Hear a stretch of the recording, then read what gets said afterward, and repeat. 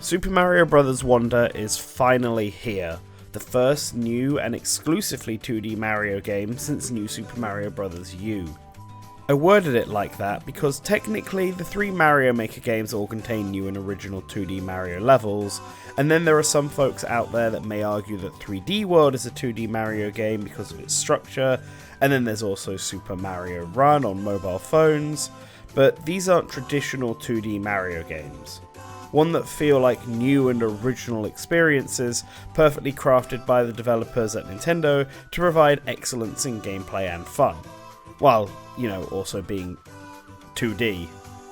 And when I first picked up Wonder, I was a tad concerned that this game might not meet that lofty definition either.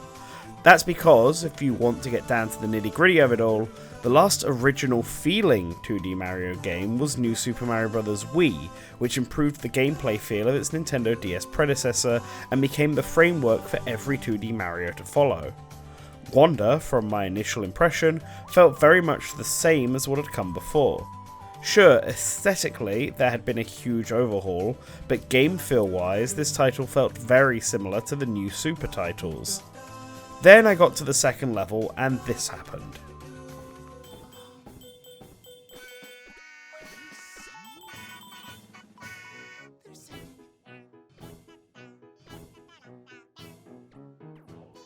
This moment came out of left field and left me with the biggest and dumbest grin on my face, and I am happy to report that the game gets even more insane and surprising as it goes on, culminating in what I believe is the best 2D Mario title Nintendo has ever released.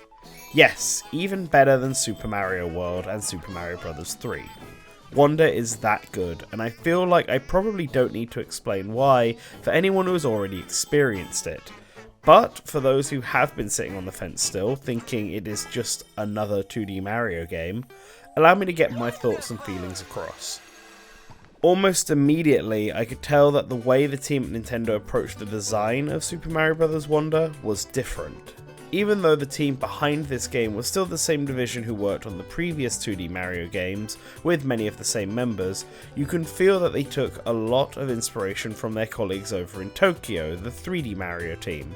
From the bigger emphasis on story and dialogue to the more open approach taken to the world map, letting players sometimes pick their next stage in any order they want, these features have been more associated with the 3D titles, but are now making themselves known here. But the most important part of the game where this inspiration could be felt is in the level design. The level design of Super Mario Bros. Wonder is exceptionally good, and follows the 4-step approach that could be found in Super Mario 3D World.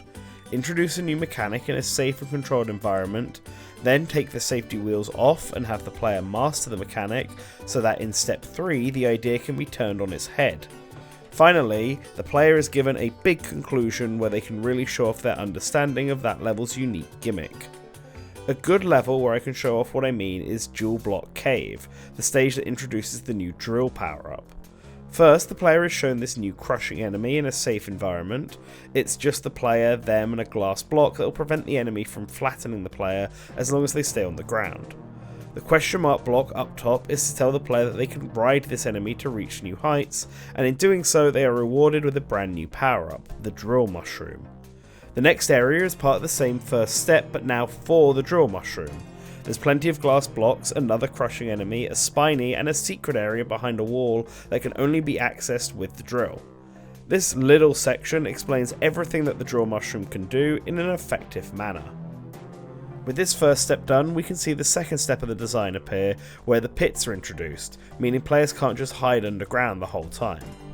They have to confront the spinies and crushers, but getting through these rewards the player with a pipe to get to a collectible. I did not get the reward because I am not a good player. Whoops. Then we get to step 3, where the gimmick is turned on its head, literally. We get lights in the ceiling that show the player that they can also dig into the roof of the cave and find secrets that way, and we are shown crushers who go up instead of down and have to use this in order to get to a new area for another collectible. Finally, we get to step 4, the big bombastic conclusion, And no wonder the developers made this the time for the Wonder Seed to shine. It's perfect for this kind of scenario. The player is thrust into a situation where they need to drill and drill fast in order to avoid the giant crusher that has come down from up top. It's a test for the drill mushroom and ensures the player has mastered it. There's also another section after this, but it's more for show than being a challenge and can be skipped if you know what you're doing. The majority of levels are designed in this way and it is fantastic.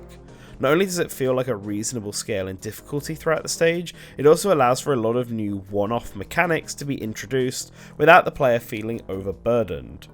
This is something that Super Mario Bros. Wonder does fantastically. Introduces a brand new mechanic for a single level in the game. This could be in the form of a unique enemy type or level gimmick, and it is impressive from a game development point of view how many original assets and scripts were created for one-off hyper-specific circumstances. In fact, the amount of new content in this game is just staggering in general. The game does have your typical Mario enemies like Goombas and Koopa Troopers, but the vast majority of obstacles in the game are completely new mobs, which really helps make the game feel brand new. I said that the majority of levels are designed with the 4-step rule in mind, but this doesn't mean every level is. The game also has what I call pocket levels, shorter stages that exist for a specific purpose, whether it's to introduce a new mechanic, be a difficult test of the player's skill, or just play with a gimmick that doesn't quite work for a full-fledged level, like this rhythm-based ninja stage that asks the player to platform to a beat. Thinking on it now actually, Super Mario Bros. Wonder really is a musical in disguise. From the piranha plants mentioned earlier to these ninja levels, and then other levels that happen later on that I don't want to spoil, there is a big musical motif going on in this game, and it's super charming, especially when it pulls on iconic tunes from past Mario games.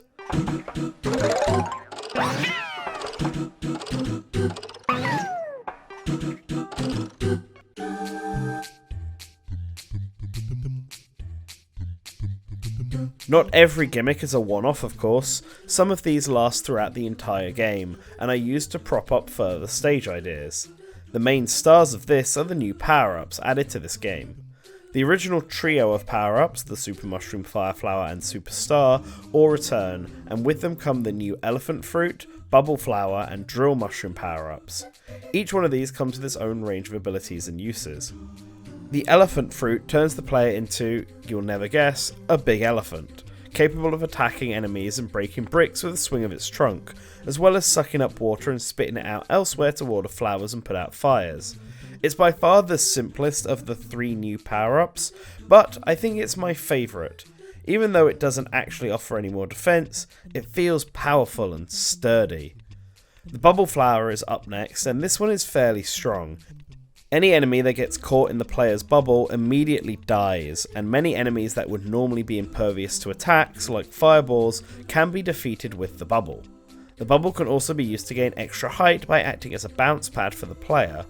The Bubble Fruit is the most versatile in terms of pure platforming, and there are some crazy things you can do with it, but it feels weak to use in my opinion, and is the power-up I am most neutral on. Lastly, there's the Drill Mushroom. The drill lets the player dig into the floor or ceiling, where they can bypass any obstacles and find hidden areas. The drill can also immediately destroy some blocks that would otherwise take multiple ground pounds to break, and it can protect the player from enemies attacking from above. It's the trickiest of the 3 new power-ups to use, but once you master it, the drill can be a lot of fun. However, I think it's my least favourite of the trio. It was just somewhat finicky to use at first, and while it does let you skip a lot of the challenge, that makes the game a bit too easy. Its best use is in finding secret exits to levels. Normally, in a 2D Mario, this would be it for the recurring abilities of the player, but not in Super Mario Bros. Wonder, thanks to the new badge system. Players can equip a single badge that either applies a passive effect to the player, or gets mapped to the R button as a new movement option, and this adds a ton of variety for how to approach this game. There are 3 badge types in Super Mario Bros. Wonder: the orange movement badges, the blue support badges, and the shiny expert badges. The blue badges are all passive effects designed to make the game easier. This can be anything from causing all nearby coins to be sucked towards the player, to having every power up in the game provide a specific ability, like here where I grab a fire flower but it makes me an elephant. Then there are the expert badges. These badges fundamentally change how the game is played and exist for veterans of Mario to add some new challenge to the game. They include automatic running and automatic jumping badges, as well as a badge that makes you invisible.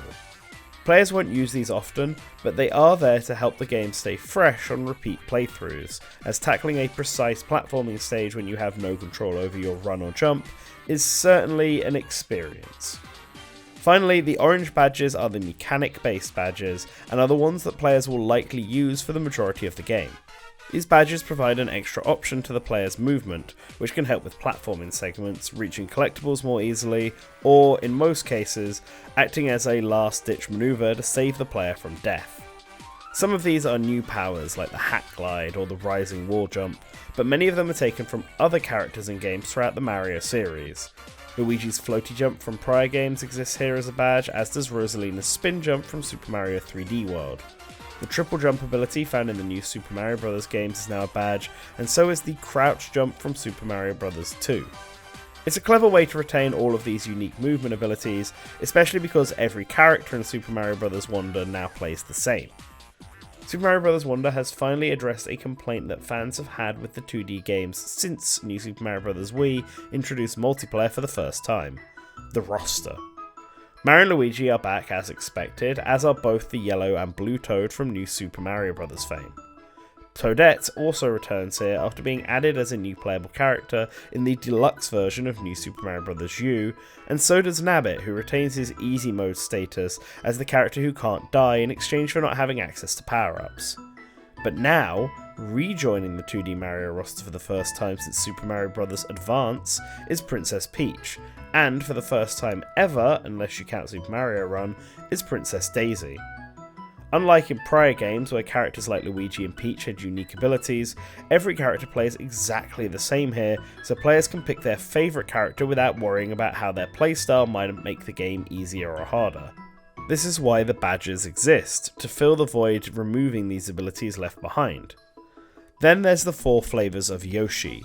Technically, Yoshi has been playable in 2D Mario before as a power-up, but in Super Mario Bros. Wonder they are treated as a solo unit, something that only happens in the Yoshi series of games. And that is fitting, as Yoshi stands out from the rest of the cast by actually playing like they do in the Yoshi's Island games. They have the ability to eat enemies and items and get the flutter jump, offering more height than other characters, even without a badge. The only thing that Yoshi can't do is throw eggs. Well, that and use any power up or take damage, because the 4 Yoshis are just like Nabbit, an easy mode option. Arguably, the Yoshis are even easier thanks to their built-in abilities, and you can play as 4 of them, so that in multiplayer everyone gets to be a Yoshi. It's an addition I'm mixed on personally, as I love Yoshi, they're the best Nintendo character ever, but them being in easy mode meant I never used them outside of recording footage. Same for Nabbit. The rest of the characters I cycled through, but I never picked these guys. I like that they exist as an option, and I think an easy mode for young children makes sense, but I wish that was just an option for all characters and not just assigned to these specific ones. And while I'm complaining already, there is only one other thing in this game that I found disappointing: the bosses. Bosses have never been great in 2D Mario games, but there are a couple of times where it felt like they tried, like New Super Mario Bros. DS. Super Mario Bros. Wonder is not one of those games, and you can tell that as there are less bosses in this title than in any prior 2D Mario. Other than the final boss, which is pretty fun, all the other bosses just feel like the same thing with a slight twist, or are so simple that I don't even know if I can count them as bosses.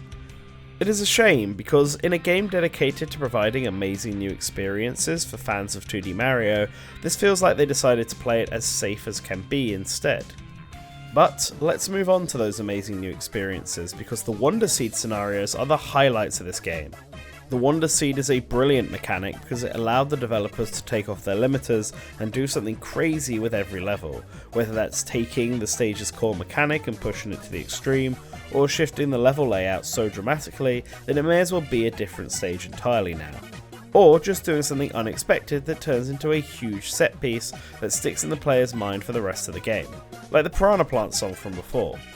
The Wonder Seed is such a good mechanic that I don't want Nintendo to drop it from future games. Even if the context of it has changed, the actual mechanic should stay, as it adds so much to the series without taking anything away. Something else I don't want to change is multiplayer, especially the online multiplayer. Fans of the new Super Mario Bros. Series were disappointed to see that the way Super Mario Bros. Wonder handles its multiplayer was different. Players no longer collided with each other, they just passed through, and this means there is no more chaos with players being able to throw each other down bottomless pits or knock each other into hazards. And while that is a shame, I vastly prefer how multiplayer was handled in this title, and online multiplayer in particular. Some of my favourite moments in this game has come from the cooperation between myself and random strangers online who are also playing the game. Through the use of the standees, players can not only revive other players who have died, but also use it to show secrets and give hints at where collectibles might be hiding. The perfect example of this are the pocket stages, where players have to find 5 hidden Wonder Seed coins in a level, as those stages are more puzzle focused than platforming. Not only have I been helped by random players when it comes to finding these secrets, but I've then paid it forward and helped other strangers complete a level, and it is really satisfying to do this. Who knew that being kind to strangers would be so rewarding? It's an especially good feeling on a really challenging level, where you, and those playing the game at the same time as you, can help carry each other through a stage and then land on the flagpole at the same time, completing the stage together. It made me feel like I was part of a team, and there were plenty of times where I got ahead and waited for these complete strangers to catch up to me so I could show my support to them through the emotion icons. The way Nintendo have handled online here might be my favourite handling of the feature in any game, to be honest. Not only does it create a sense of community amongst the player base where we help each other complete the game, but it's also unintrusive. Each player is actually playing their own version of each level, and while we can support each other, we can't clear the challenges for another player. This means the level design doesn't have to change to accommodate multiple players, an issue that New Super Mario Bros. Wii has, and it means that every player always gets to experience everything the game has to offer. Nothing here is missed out. With all the positivity I have shown this game, you think it would be a 10 out of 10 game, and well, we don't do numbers here at Source Gaming for reviews. They don't accurately represent how we feel about the games we play, and we prefer our reviews to have more nuance than a numerical score can provide. With that said though, Super Mario Bros. Wonder is a 10 out of 10 game. It is by far the best 2D Mario game Nintendo has ever made. While it has some weak elements, it's nothing that brings the whole game down. The new additions and changes they've made to this title when compared to the new Super Mario Bros. Series are exceptional and really elevate the 2D Mario franchise as a whole. And I'm not even talking about the presentation, which hasn't really come up in this review yet, but I don't think I need to say that it looks gorgeous, easily the best looking 2D Mario game out there as well.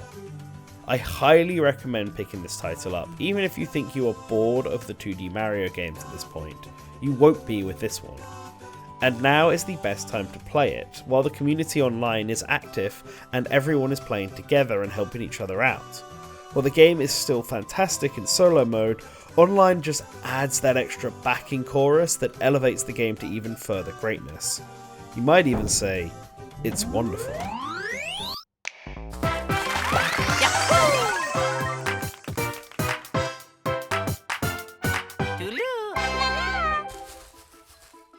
Alrighty, and with that I want to say thank you to Nintendo UK for sending us a copy of this game to review. I am sure it has done them well, and I hope it continues to do well, because I honestly think this game deserves it. It's a return to the 2D Mario greatness that we haven't had in a long time. And of course, because of that, if you have been a 2D Mario fan in the past and you just haven't picked this game up because you've just sort of got really bored of the way the franchise went, I'm telling you, you should just go out and buy this one. You won't be disappointed, I promise. Coming up on screen right now are all of our $5 plus patrons. If you want to know how you can join them, you can check the description down below. Sign up to the Patreon there. Seems like Patreon have done a new thing where you can sign up for free, but you don't get the Patreon content is more like a way of showing your support. I'm not sure what the massive benefits of that are, but, you know, if you want to show support, you can sign up to Patreon for free now, apparently. So maybe even just go have a look at that. I honestly don't really understand this feature.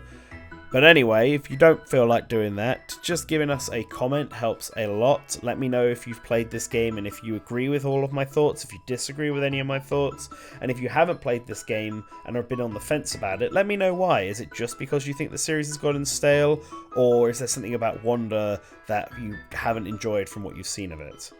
And of course, always make sure that you subscribe to Source Gaming so that you can remember to return to the source.